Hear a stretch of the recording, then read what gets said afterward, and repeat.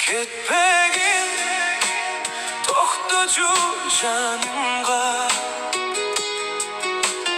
yurek seni qanotdan it. Ketpegin uğup qo'y dag'i,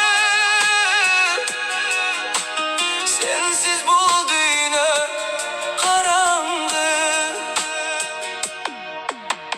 Yağmur tündür uzak, sensiz kaldım жалғыз men.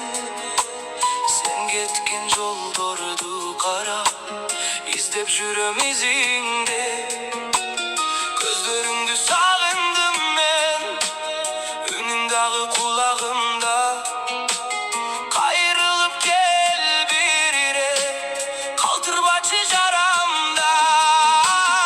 Айта албадым сүйөм деп, кеч болуптур эми баары.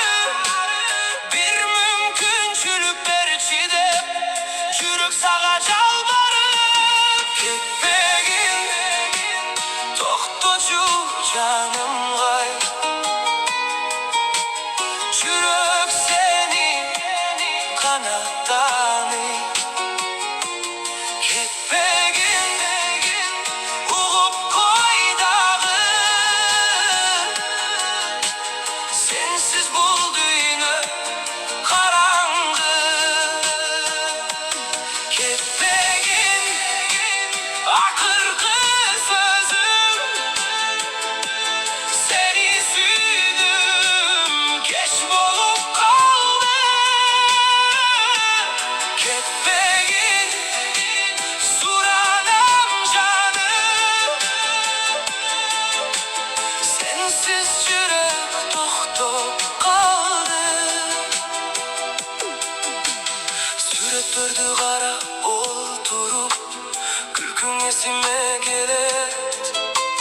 Бактылуу күндөр алыста, баары түш сыяктуу өтөт. Кол кармашкан ошол кечтер, жылдыз толгон асманда. Баары калды эстеми, жоготтум сени шашманда. Эгер дагы бир мүмкүн болсо, башынан баштайт элем.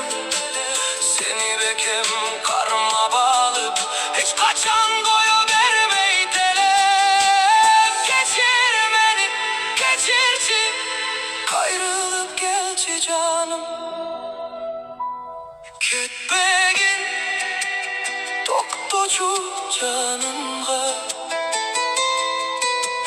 жүрөк сени канаттан it. Ketpegin